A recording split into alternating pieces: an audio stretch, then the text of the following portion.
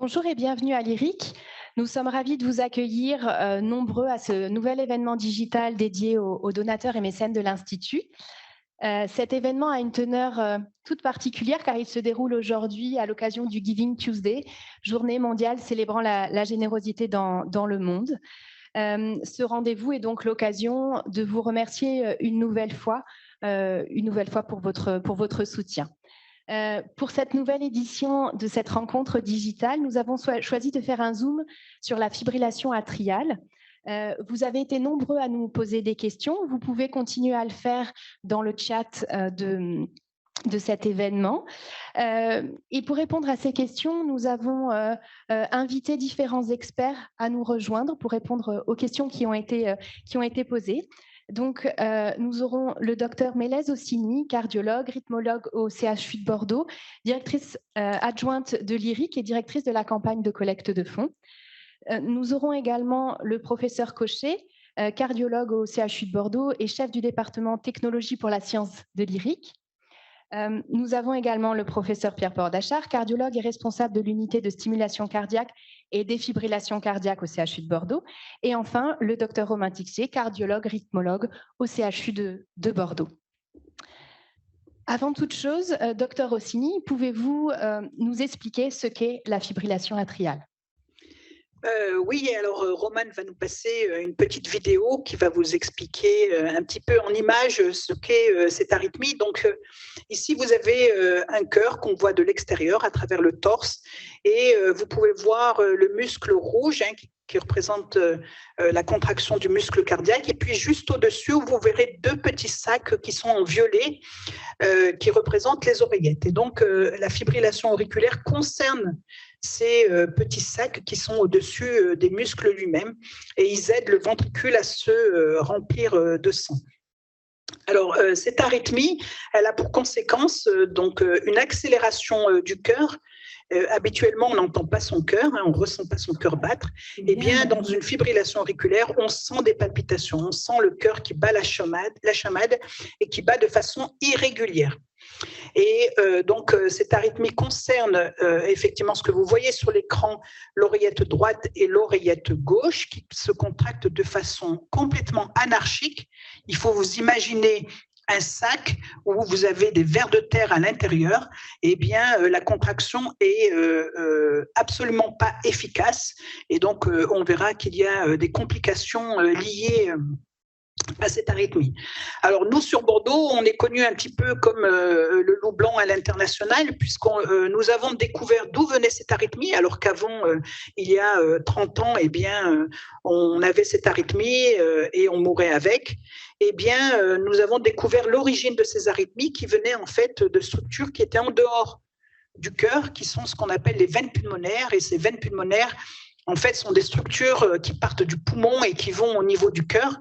Et donc, elles ramènent le sang oxygéné, le sang rouge du poumon au niveau du cœur. Eh bien, à l'intérieur de ces veines, vous avez des petits manchons musculaires qui provoquent ces arythmies.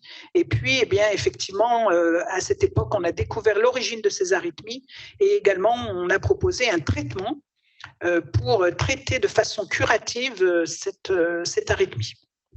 Et donc, depuis, ça fait 25 ans, et bien, depuis 25 ans, on peut dire qu'il y a environ 11 millions de personnes dans le monde qui ont bénéficié de ce traitement. Mélèze, docteur Ossini, pardon, pouvez-vous nous préciser combien de personnes sont affectées par la fibrillation atriale, s'il vous plaît ? Alors, la fibrillation auriculaire est vraiment la maladie qui est la plus fréquente. C'est le sujet de consultation le plus fréquent pour un cardiologue. En France, c'est environ 600 000 à 1 million de personnes qui sont affectées par cette fibrillation auriculaire. Et dans le monde, nous sommes à 31 millions. Mais avec le vieillissement de la population, l'augmentation des comorbidités qui sont par exemple l'obésité, le diabète, le vieillissement, eh bien, les projections sont plutôt aux alentours de 39 millions. Et existe-t-il des différences entre l'homme et la femme ? Alors absolument, face à la maladie, on sait que pour plusieurs maladies, les femmes et les hommes ne sont pas égaux. plus particulièrement pour le cœur. Je vous rappelle quand même que le cœur des femmes est beaucoup plus fragile que le cœur des hommes. Ça, tout le monde en est conscient. Mais si on reprend les risques qui sont liés à la fibrillation auriculaire, donc je vous ai parlé de ces petits sacs qui étaient au-dessus des ventricules et donc qui ne se contractent pas très bien. Eh bien, à l'intérieur de ces sacs, pendant la fibrillation auriculaire, le sang il stagne et donc ça peut être à l'origine de petits emboles, de petits caillots à l'intérieur de ces petits sacs. Et quand le cœur se contracte, eh bien, quand il y a un petit caillot dans le cœur, eh bien, le caillot part immédiatement au niveau du cerveau. Donc, on estime que si on prend la totalité des accidents vasculaires cérébraux, eh bien, la fibrillation auriculaire participe pour 1/3 de ces accidents vasculaires cérébraux. Et ce risque, le risque de la population générale de faire un AVC est de 1, eh bien, ce risque, il est plus élevé, quel que soit le sexe, un peu plus élevé chez la femme que chez l'homme, comme vous pouvez le voir sur cette diapositive. Vous voyez que chez la femme, le risque est un peu plus élevé. Il y a un risque de surmortalité qui est lié à de l'insuffisance cardiaque, à des AVC massifs. Et puis, également, il y a un risque de fatiguer le cœur et on sait que quand le cœur est fatigué, lorsqu'on a une arythmie auriculaire, eh bien, le mécanisme d'insuffisance cardiaque chez les hommes et chez les femmes est différent. Les hommes vont faire une insuffisance cardiaque, donc un cœur qui a du mal à pomper et à pousser le cœur dans la circulation. Le risque sera multiplié par 3 chez l'homme, alors que chez la femme, le risque est multiplié par 11. Et le côté un peu dramatique de ça, c'est que l'homme, quand il va faire de l'insuffisance cardiaque, ça va être ce qu'on appelle une insuffisance de contraction, c'est-à-dire que le cœur, pour se contracter, sera faible, alors que la femme, et donc là, on a des traitements qui sont des diurétiques que vous connaissez, on diminue un petit peu la volémie pour permettre à ce cœur de mieux se contracter, on a des médicaments qui sont là pour aider, et les femmes, en revanche, quand elles font une insuffisance cardiaque dans le cadre de la fibrillation auriculaire, et vous voyez que ce risque est multiplié par 11, eh bien, le type d'insuffisance cardiaque qu'elle présente est une insuffisance cardiaque, pas de contraction, mais de relaxation. Donc, le cœur a du mal à bien se remplir et à se reposer avant de pouvoir se contracter. Vous savez bien qu'avant de faire un effort, il faut d'abord bien se reposer et se remplir avant de pouvoir faire cet effort. Eh bien, chez les femmes, on a plutôt ce type d'insuffisance cardiaque et ce sont les insuffisances cardiaques qui sont les plus difficiles à traiter, pour lesquelles les traitements sont vraiment insuffisamment développés et pour lesquels la physiopathologie est moins comprise. Donc, on va dire que c'est presque la double peine chez les femmes. Pardon. Est-ce que la fibrillation atriale est un risque qui peut accélérer ou aggraver les AVC ? Alors, on a dit que le risque d'AVC était un peu plus important chez les femmes que chez les hommes pour plusieurs raisons. D'abord, un retard au diagnostic qui fait qu'elles seraient plus à même de faire des AVC que les hommes. Et puis également, probablement, mais la physiopathologie est assez peu connue, probablement aussi une question de vaisseaux, des vaisseaux plus petits chez les femmes que chez les hommes qui pourraient peut-être expliquer cette incidence un peu plus élevée d'AVC. Mais là, je vais me retourner vers Hubert Cochet qui va nous parler un petit peu des projets que nous avons à l'IRIC ici pour essayer d'identifier les patients qui sont à risque d'AVC. Merci Mélèse. Bonjour à tous. Donc moi je suis radiologue et non pas cardiologue et effectivement nous employons nos images pour décrire un petit peu les oreillettes de nos patients pour plusieurs raisons. Alors, tu parlais tout à l'heure de l'approche d'ablation que vous avez développée, tous ces patients ont besoin d'une imagerie pour décrire où sont ces veines, où aller diriger l'énergie à l'aide de vos cathéters. Mais plus récemment, on s'intéresse à essayer de prédire l'avenir avec les images dans plein de domaines en médecine et en particulier dans le contexte de la fibrillation atriale. Un gros enjeu, comme tu en as parlé, c'est de savoir quel patient avec fibrillation atriale est à risque de faire des AVC. On a des outils pour pouvoir les prévenir, ce sont les anticoagulants. Pour l'instant, la manière dont on indique ces anticoagulants, la manière dont on sélectionne les patients qui peuvent en bénéficier, n'est pas optimale. Et on travaille donc avec des images. Ce que vous avez sur l'écran, ce sont des oreillettes qui ont été acquises avec des scanners, le scanner conventionnel que vous avez probablement déjà vu opérer. Et ces scanners sont traités avec des logiciels particuliers qui permettent d'extraire la forme des oreillettes. Et on travaille à comprendre quelle est la forme d'oreillette qui peut être à l'origine d'AVC. Mélèze vous a dit tout à l'heure qu'il s'agissait de la formation de caillots du fait de la stagnation du flux sanguin. Eh bien, il est possible aujourd'hui, avec des ordinateurs, de simuler ces flux à l'intérieur des oreillettes, flux qui vont être très différents en fonction de la forme des oreillettes, de l'implantation de ces veines qui amènent le sang vers l'oreillette. Et on travaille avec donc diverses équipes à développer des outils qui permettent de manière automatique d'identifier sur un scanner quel patient sera à risque et donc à protéger par anticoagulant. Ça s'applique bien sûr à la fibrillation atriale, mais aussi à l'insuffisance cardiaque sans fibrillation atriale qui, elle aussi, peut se compliquer d'accident vasculaire cérébral. Et est-ce que ces méthodes aident à mieux comprendre les mécanismes, notamment chez les femmes, chez les femmes souffrant de fibrillation atriale? Alors, c'est vrai que Mélèze a parlé d'un surrisque modéré mais présent d'AVC chez les femmes souffrant de fibrillation atriale par rapport aux hommes souffrant de fibrillation atriale. Et aussi d'un mécanisme beaucoup plus important, enfin d'une prévalence beaucoup plus importante de l'insuffisance cardiaque avec un mécanisme différent chez les femmes que chez les hommes. Donc nous, on s'intéresse à explorer ça par l'imagerie, à la fois par les méthodes que vous avez vues sur l'image précédente, donc essayer d'évaluer si la forme des oreillettes des femmes est différente de celle des hommes, mais également à caractériser la composition du tissu de l'oreillette des femmes qui font de la fibrillation atriale par rapport aux hommes qui font de la fibrillation atriale. Ce que vous avez sur cette image, c'est les résultats de quantification de la fibrose que l'on peut imager avec des IRM cette fois et non pas des scanners. Et on a démontré il y a quelques années maintenant que cette fibrose était bien plus étendue chez les femmes qui font de la fibrillation atriale que chez les hommes qui font de la fibrillation atriale. Il y a peut-être un lien d'ailleurs avec cette incapacité du ventricule à se remplir, parce que pour remplir un ventricule, il faut que l'oreillette se vide dans le ventricule, qu'elle se contracte et qu'elle se vide dans le ventricule. Là, ce que vous avez sur la partie gauche de l'écran, ce sont une foultitude de caractéristiques des patients qu'on a comparées entre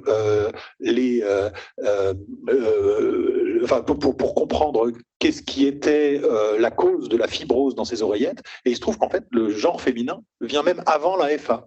C'est-à-dire qu'être une femme expose au risque d'avoir de la fibrose sur ces oreillettes. Donc ce sont des pistes de recherche pour l'instant qui ne mènent pas forcément à un traitement, mais qui permettent de mieux comprendre pourquoi effectivement ces maladies ont des expressions très différentes selon le sexe. Merci, professeur Cochet, pour vos précisions. Pour la question suivante, je vais m'adresser à vous, professeur Bordachar. Y a-t-il un ou plusieurs moyens de détecter la fibrillation atriale? Oui, donc effectivement, on vit une véritable révolution dans le domaine. Le diagnostic de la fibrillation auriculaire repose sur l'enregistrement d'un électrocardiogramme qui jusqu'à présent se faisait dans une structure médicale après une prescription d'un médecin, d'un cardiologue ou d'un médecin généraliste. Aujourd'hui, comme vous voyez sur la diapositive, les différentes montres connectées permettent d'enregistrer un électrocardiogramme. Et ça, c'est une véritable révolution pour notre discipline. On a du mal encore à circonscrire exactement quelle implication ça va avoir sur notre application clinique, mais par exemple, pour la fibrillation auriculaire, je pense que ça va être extrêmement important en termes de prévention et de diagnostic précoce. Donc là, vous voyez 3 compétiteurs différents, Apple, Samsung, Withings, qui est une société française, Et donc ça pose beaucoup de questions, hein. Ça ouvre énormément de possibilités de recherche. On travaille beaucoup sur ce domaine-là dans le cadre du lyrique, mais bon, beaucoup de questions aussi philosophiques, organisationnelles, voilà, de financement. Il y a beaucoup de questions qui sont posées, mais les perspectives, à mon avis, sont extrêmement importantes, et tout particulièrement pour le diagnostic de l'AFA. Voilà, si on prend la diapositive d'après, vous voyez ce cas, c'est les perspectives à long terme sont, à mon avis, extrêmement importantes. Mais déjà, aujourd'hui, c'est un problème du quotidien. Vous voyez ici un exemple. Un patient qui est venu en consultation chez nous pour des palpitations. Il sent effectivement qu'il a le cœur qui bat de façon rapide et irrégulière. Ces épisodes sont relativement courts, donc il n'a pas le temps d'aller consulter son cardiologue. Il s'est équipé d'une montre connectée. Il a enregistré un tracé au moment d'un épisode d'arythmie, et on voit le tracé ici. Je ne sais pas si vous voyez en haut, mais vous avez le diagnostic. La machine enregistre le tracé et essaye même de faire un diagnostic. Et là, par exemple, elle a eu raison, elle a posé le diagnostic de fibrillation auriculaire. Donc ça, les montres connectées, pour nous, c'est un domaine de recherche et déjà d'application clinique très important. Sur la diapo d'après, ce que je vous montre là, c'est que nous, dans le service, on travaille beaucoup en télémédecine, télésurveillance, c'est un service qui a une grosse expérience dans le domaine.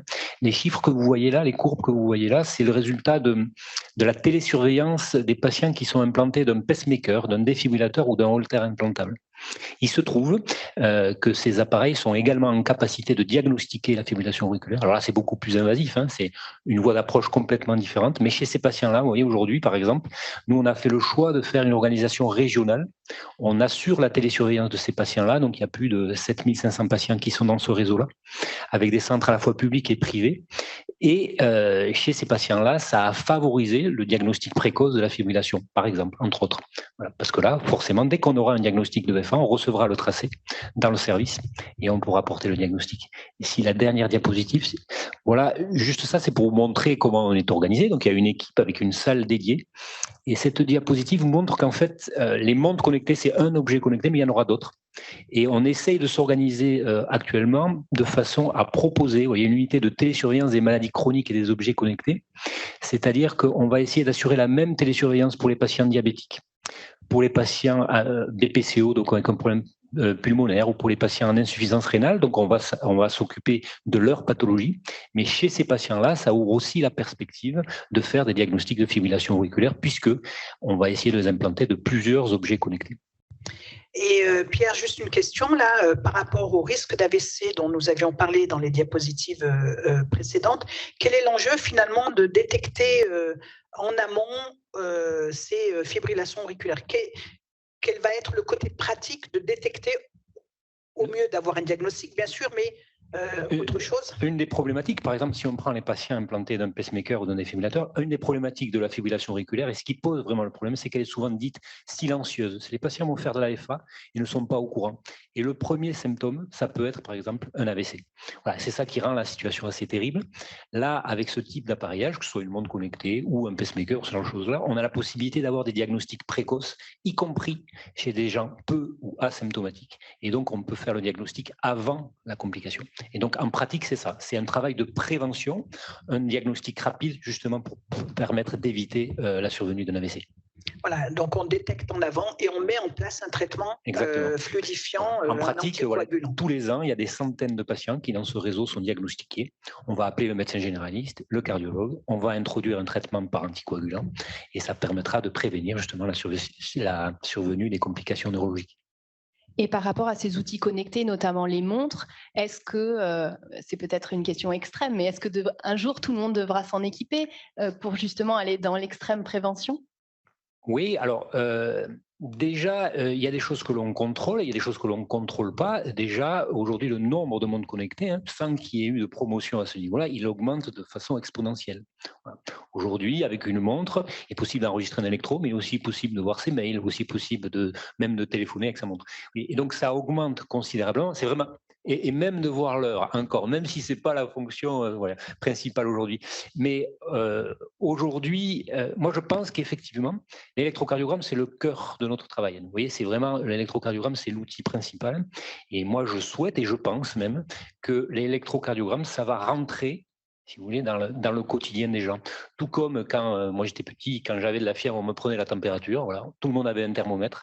Eh bien, j'espère qu'un jour, et je le pense en plus, je pense vraiment que voilà, à terme, il y aura peut-être une montre ou un moyen, en tout cas, d'enregistrer un électrocardiogramme dans chaque foyer. Est-ce qu'il y a d'autres outils que les montres et qui sont non invasifs? Il y a des domaines de recherche qui sont importants. Hein. Est-ce que ça sera un tracé enregistré avec une montre, avec un téléphone ou encore autre chose? Il y a encore des choses qui sont en train de développer. Ça, on ne le saura pas, mais ça va être une compétition. Vous voyez, quand je vous ai parlé d'objets invasifs, je vous ai dit qu'on mettait des petits appareils sous la peau pour enregistrer les électrocardiogrammes. La taille de ces appareils, si vous comparez un appareil d'il y a 10 ans et celui d'aujourd'hui, a diminué de façon vraiment extrêmement marquée. Il est possible qu'à terme, on ait vraiment quelque chose comme une puce que l'on mette sous la peau, qui ne soit pas du tout ressentie par le patient, qui ne sont même pas vues, et qui permettent d'enregistrer ce genre de choses-là. Donc ça va être une compétition entre différentes technologies. Alors, on a beaucoup de questions, hein, Anne-France, sur le chat. Hein. Merci beaucoup de vos participations. Hein, c'est très interactif. Une question qui vient, est-ce que finalement ces montres sont fiables? Est-ce qu'elles ne surdétectent pas ou sous-détectent pas? Alors, c'est sûr que ça peut être une question. Hein. C'est des gens peuvent, de façon frénétique, s'enregistrer des électrocardiogrammes. Bon, en pratique, ce n'est pas trop ce que l'on observe dans la pratique clinique. Alors après, il y a différents modèles de montres, différents prix, par exemple aussi. C'est un critère de choix, évidemment. Enregistrer un électrocardiogramme avec des gros guillemets, ce n'est pas extrêmement difficile techniquement. Hein. Et donc, aujourd'hui, tous les compétiteurs du marché et qui font des montres connectées et qui se dirigent vers le marché de la santé, développent cette fonction d'enregistrement de l'électrocardiogramme. On a fait une étude qui était comparative entre les différents produits, la montre Samsung, Apple, Withings et d'autres encore, et on s'est aperçu que la fiabilité est bonne. Après, le choix du dispositif va varier. Mais voilà, il y a des montres qui vont donner l'heure et enregistrer un électro, puis vous avez d'autres montres qui donnent à peu près toutes les fonctionnalités. Il y a des problèmes aussi de batterie, de durée, d'autonomie du système. Ça peut aller de quelques heures à 1 mois, voire 1 an. Et donc c'est ça qui va faire moduler. Mais en pratique, pour répondre à la question, la fiabilité me paraît très très très correcte pour tous les systèmes que l'on a testés en termes d'enregistrement de l'électro. Alors, quand on voit effectivement, comme tu le disais, beaucoup de gens sont équipés avec des montres connectées. Qu'est-ce qu'on fait de toute cette information? Comment on gère tous ces électrocardiogrammes? Est-ce que ce sont leurs médecins généralistes, les cardiologues? Comment on peut traiter tout ce débit d'informations? Oui, dans la première diapo, je vous ai dit qu'il y avait des questions, par exemple, organisationnelles. Donc, déjà, la première chose, c'est que ça, ce n'est pas quelque chose qui a été promu tellement par les équipes médicales. Hein. Voilà, c'est là aujourd'hui, ça existe. Moi, je pense que ça va avoir des inconvénients, mais ça a énormément d'avantages et énormément de perspectives. Mais déjà, c'est là. Donc, on est obligé quelque part de s'adapter à ça. Donc, il y a maintenant, je vous ai montré qu'on faisait la télésurveillance des pacemakers, il va y avoir la même chose de la télésurveillance pour les montres. C'est-à-dire que ces tracés vont arriver sur des plateformes où ils vont être classés et on va pouvoir les analyser. Aujourd'hui, il y a de l'intelligence artificielle dans les montres, c'est-à-dire qu'il y a un diagnostic qui est apporté. Le seul diagnostic qui est apporté pour l'instant, c'est rythme normal ou fibrillation auriculaire. Comme quoi, la fibrillation auriculaire, c'est quand même un sujet majeur, y compris pour ces systèmes-là. Mais l'intelligence artificielle va se développer, mais aujourd'hui, on demande toujours, et je pense que c'est nécessaire, qu'il y ait vérification du diagnostic par le cardiologue. Donc, à terme, en fonction du développement des capacités de diagnostic avec l'intelligence artificielle, finalement, le diagnostic par le cardiologue, il y en aura peut-être un peu moins besoin. Aujourd'hui, il faut s'organiser. Et donc, il faut une équipe. Nous, on a notre équipe de télésurveillance qui assurait la télésurveillance des pacemakers, qui va centraliser tous ces tracés-là. On va les mettre sur une plateforme et ensuite, on va avoir le diagnostic et appeler les patients. Mais c'est sûr que c'est une surcharge de travail et qui demande une organisation très particulière. Merci Pierre. Alors on a beaucoup parlé de prévention, prévention de l'AVC au travers effectivement de la détection de ces arythmies par les montres connectées, par de l'imagerie que Hubert Cochet nous a montré. On sait quand même malgré tout que une fois qu'on a de la fibrillation auriculaire, comme je vous l'ai dit, il y a à peu près 31 millions de personnes qui souffrent de fibrillation auriculaire. Eh bien, la majorité d'entre eux ont un traitement dit anti-arythmique. Donc, ce sont des médicaments qui agissent sur les propriétés électriques des cellules pour les empêcher de fibriller. Malheureusement, ces traitements sont efficaces au mieux que dans 40% des cas. Le reste des médicaments ne sont pas efficaces pour traiter cette arythmie. Comme je vous l'ai dit initialement, on a découvert effectivement l'origine de ces arythmies et puis surtout comment les traiter. Et il faut savoir que chaque année ou tous les 3-4 ans, on arrive, en tout cas dans le service, à proposer une approche plus innovatrice, plus innovante, en proposant des procédures plus rapides, plus sûres, plus efficaces. Et là, je vais laisser la place à Romain Tixier, un cardiologue du service, qui va vous parler de notre nouvelle approche pour le traitement de ces arythmies. Merci Mélès, bonjour à tous. Donc en effet, pour expliquer un petit peu la nouvelle approche, je pense qu'il faut remettre un petit peu dans le contexte et voir d'où l'on vient. Donc dans le service a été décrit puis inventé la technique d'ablation des veines pulmonaires pour traiter la fibrillation atriale. Alors, la fibrillation atriale, il faut probablement différencier deux cas un petit peu différents. Il y a la fibrillation atriale paroxystique, qui est une fibrillation atriale qui évolue par crise, qui se résolve spontanément toute seule au bout de quelques heures, en quelques minutes, quelques heures, voire quelques jours. Et vous avez la fibrillation atriale persistante, qui est la fibrillation atriale, qui, une fois qu'elle est installée dans l'oreillette, ne s'arrête pas et continue un petit peu éternellement, entre guillemets, sauf si on fait quelque chose pour la réduire et faire repasser le cœur en rythme normal. Donc pour les fibrillations atriales paroxystiques, ce qui est recommandé actuellement, et c'est ce qui découle de la description initiale dans les années 90-2000 dans le service, c'est de faire l'isolation des veines pulmonaires, de déconnecter électriquement les veines pulmonaires de l'oreillette gauche, ce qui permet dans l'immense majorité des cas de bien contrôler le rythme des patients et d'obtenir un rythme signal au long cours sans traitement antiarythmique.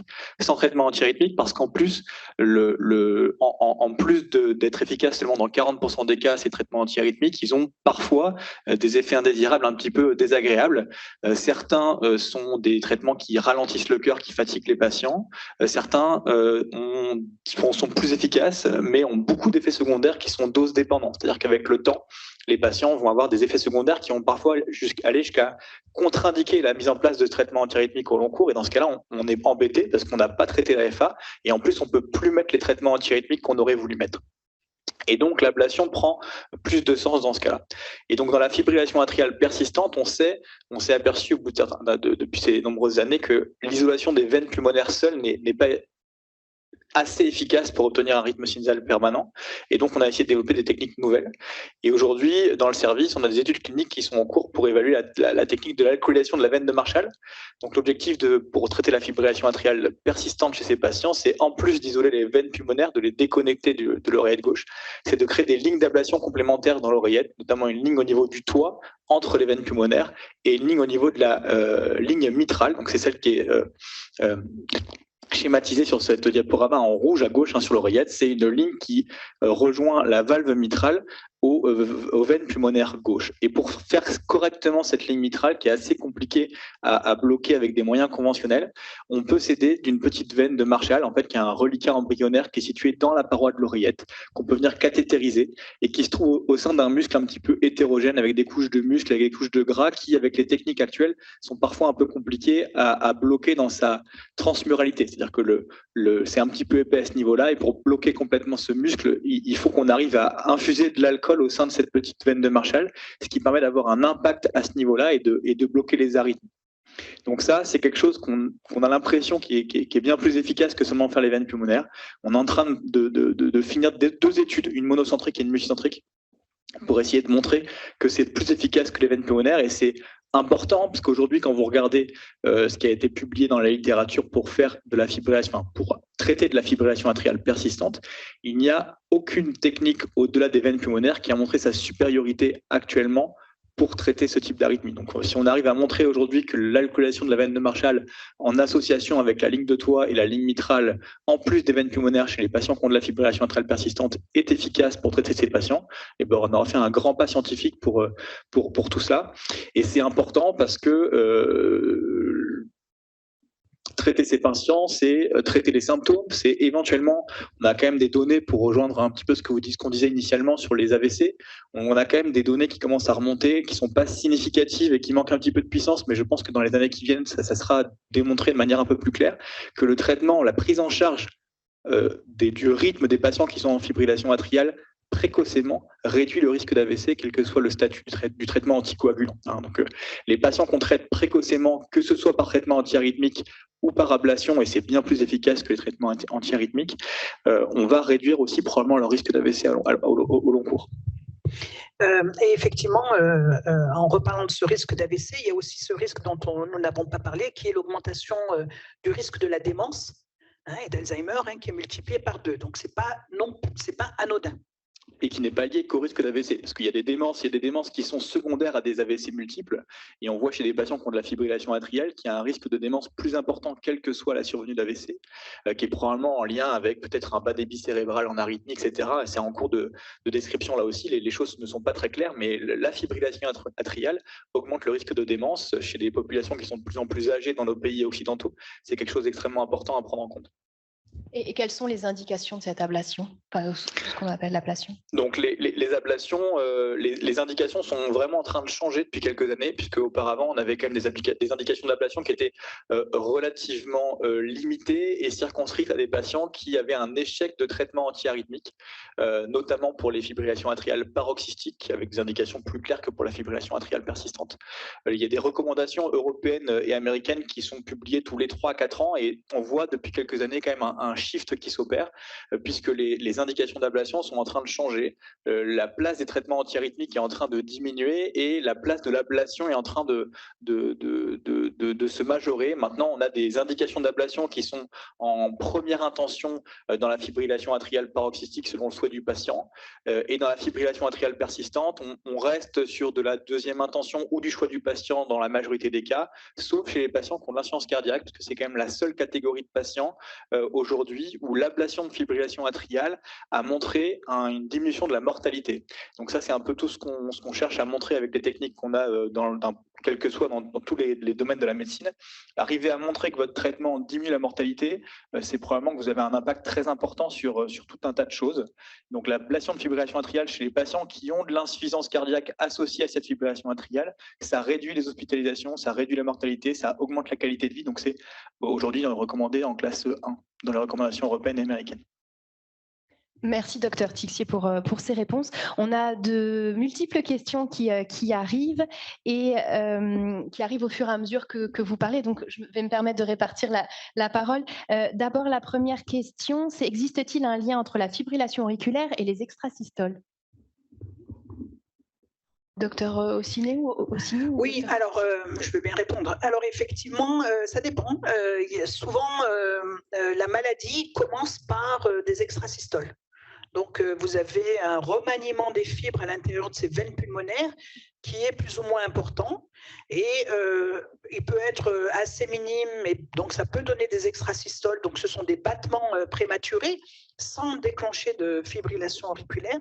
Et puis ensuite, quand la maladie évolue, quand le corps de l'oreillette elle-même est un peu remanié, un peu plus malade, par de la fibrose notamment, eh bien cet extrasystole qui va arriver dans ce milieu un peu remanié, eh bien, peut donner naissance à de l'arythmie.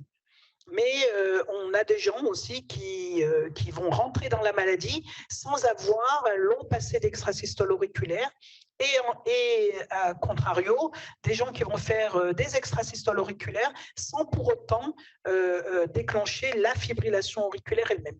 Tout dépend vraiment du remaniement de l'oreillette et des veines pulmonaires en fonction de son corps, du niveau de graisse qu'on a au niveau du cœur, de l'âge.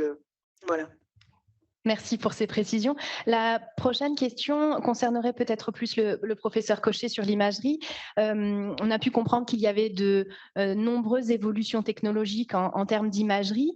Est-ce que dans le futur, on pourrait en apprendre plus avec de nouvelles technologies d'imagerie sur le risque d'AVC et les fameuses différences entre hommes et femmes? Oui, alors en plus des nouvelles technologies, plus on cherche, plus on trouve. Donc même si la technologie s'arrêtait, on trouvera encore.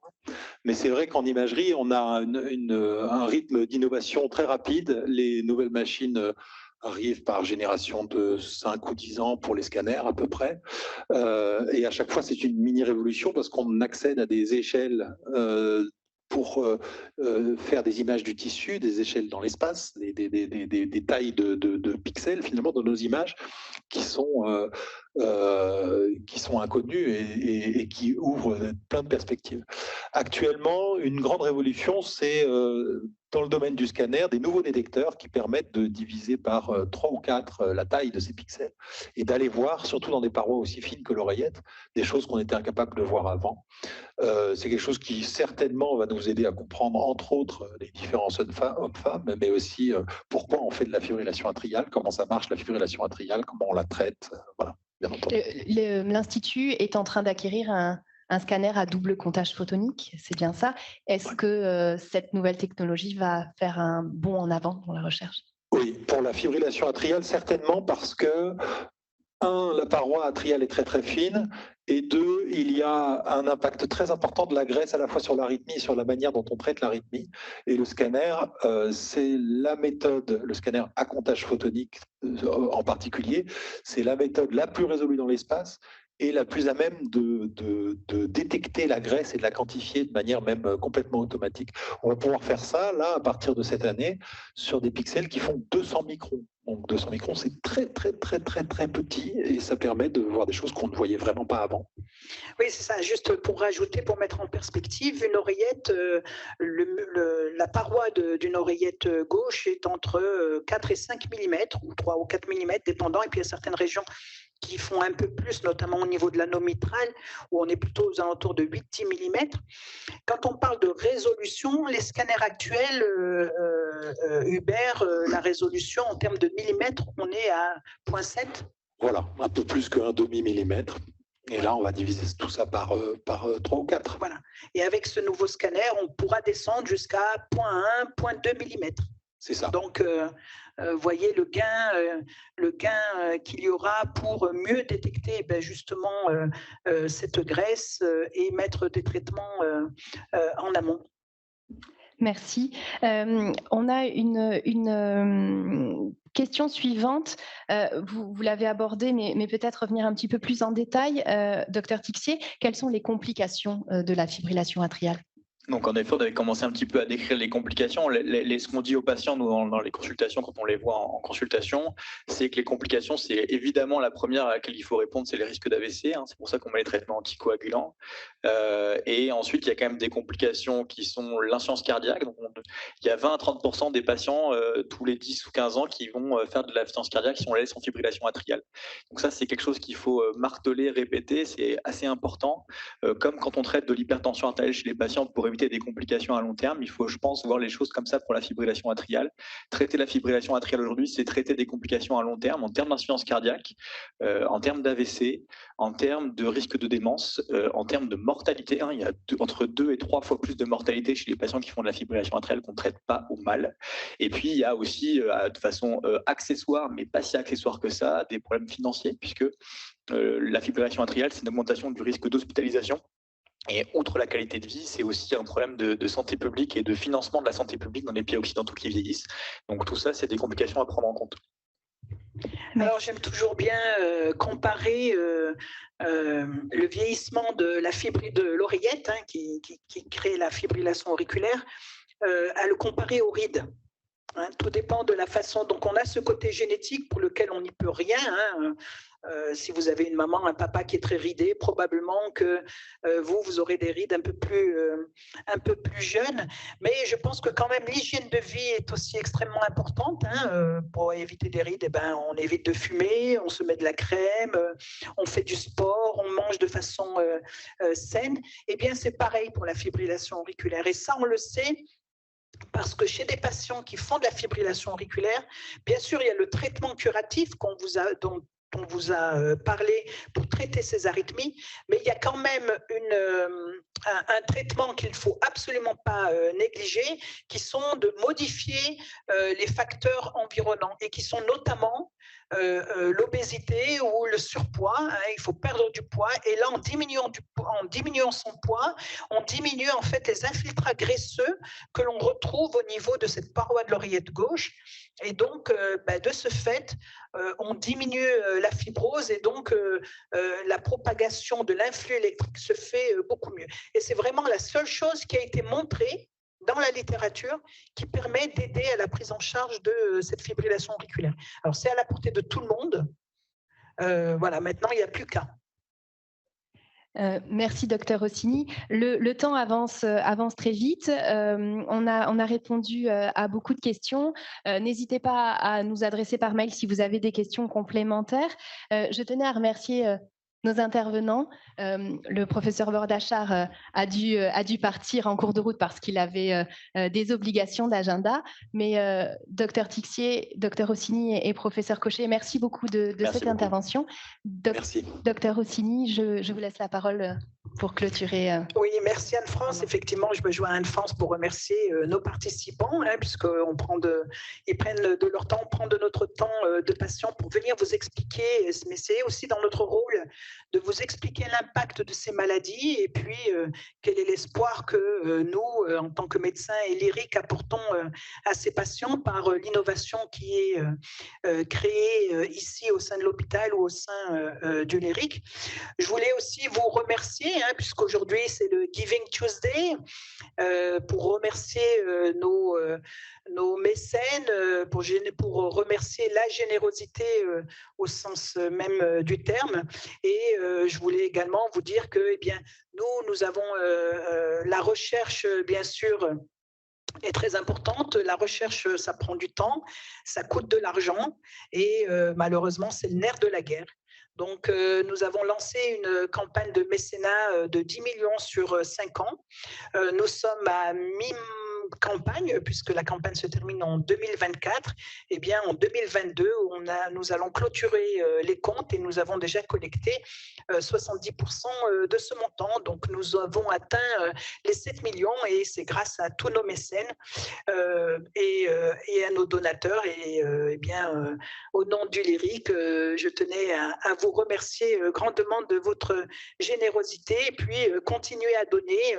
Mais il n'y a pas qu'un apport financier, hein, il y a comment aider son prochain, comment aider les gens qui sont autour de vous. Et puis, malgré ces temps de crise, si vous pouvez aider la recherche, nous vous en sommes extrêmement reconnaissants. Voilà, écoutez, merci beaucoup et puis je vous souhaite de passer un bel après-midi.